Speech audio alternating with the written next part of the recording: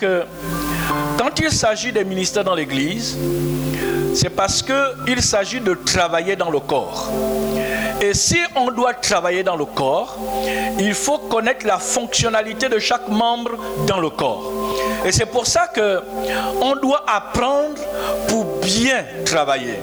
On doit connaître la constituante des membres, on doit connaître la fonctionnalité des membres, on doit être capable de maîtriser la fonction des membres qui se manifeste dans le corps.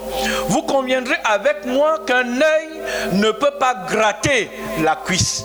Vous êtes d'accord avec moi que l'oreille n'est pas faite justement pour consommer des aliments. Vous conviendrez avec moi qu'on ne marche pas sur la tête parce qu'il y a des membres qui s'appellent les pieds. Donc si on ne connaît pas le rôle d'un membre dans le corps, on ne comprendra pas comment ça fonctionne. Et c'est pour ça que quelquefois, passez-moi l'expression, l'église, entre guillemets, des fois marche à l'envers parce qu'on ne sait pas qui fait quoi. On ne sait pas qui est qui et on ne sait pas comment ça fonctionne. Et c'est pour ça que nous enregistrons beaucoup de livres ecclésiastiques. Nous aurons peut-être par la grâce de Dieu le temps de parler de l'ecclésiologie, c'est-à-dire le fonctionnement de l'église, mais il est important de dire tout simplement que le ministère, c'est-à-dire le service de chaque homme et chaque femme se manifeste dans l'église. Et pour être efficace, il est important d'apprendre, il est important d'avoir des acquis, il est important de se mettre au pied du maître qui va t'éduquer, qui va t'enseigner, qui va te transmettre la connaissance pour que tu sois apte à pouvoir être efficace dans ton travail. Ce sont des clés que Dieu te donne par l'entremise de celui qui a été appelé à t'enseigner afin de l'ouvrir les portes convenablement, car on n'enfonce pas une porte lorsqu'elle est fermée. Il faut utiliser une clé pour y entrer.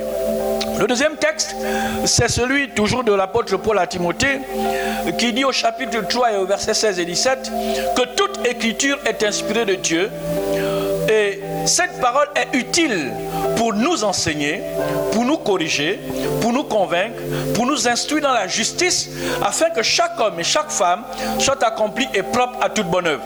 Donc il est important pour nous, non seulement d'être ce soir devant une étude qui concerne les ministères dans l'église, mais il est important souvent d'être au pied du maître pour apprendre comment on sert dans l'église. Parce que l'écriture nous a été donnée pour nous instruire.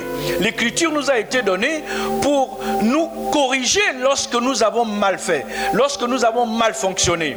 L'écriture a été donnée pour nous convaincre parce qu'on n'a pas toujours la conviction tout de suite. Donc l'écriture est là nécessairement pour nous orienter et nous donner les atouts qui font de nous des hommes et des femmes efficaces, des hommes et des femmes accomplis à toute bonne œuvre.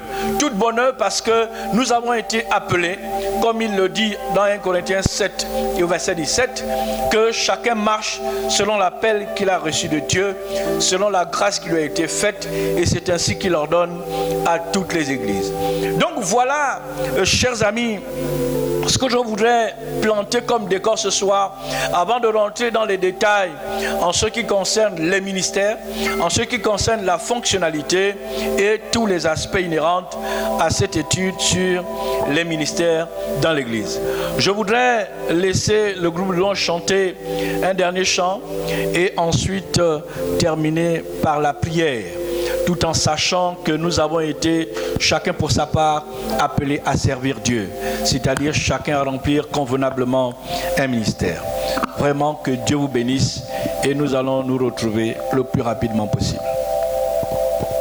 Je te servirai parce que je t'aime.